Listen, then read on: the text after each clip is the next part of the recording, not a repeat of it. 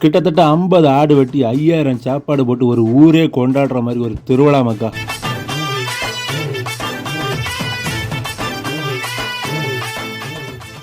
என் வீட்டு பக்கத்தில் இருக்கிற செம்பருத்துளைங்கிற ஊரில் தூய அந்தோணியார் ஆலயத்தோட 87வது ஆண்டு விழா தொடங்கிட்டு மக்கா.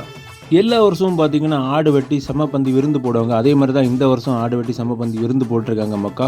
சமப்பந்தி விருந்து எப்போ தொடங்குன்னு பார்த்தீங்கன்னா 3ஆம் தேதியான இன்னைக்கு மத்தியானம் ஒரு 12 மணி வாக்கில் எல்லாம் தொடங்கிடும் மக்கா. 6 மணி வாக்கில் கொடியாத்தான் தொடங்கும். இந்த சமப்பந்தி விருந்தில் பார்த்தீங்கன்னா எக்கச்சக்கமான ஊர்லேருந்து ஏகப்பட்ட மக்கள் வந்து கலந்துப்பாங்க. அதாவது பார்த்தீங்கன்னா ஜாதி மதம் கடந்து இந்த திருவிழாவுக்கு வந்து கலந்துட்டு போவாங்க மக்கா.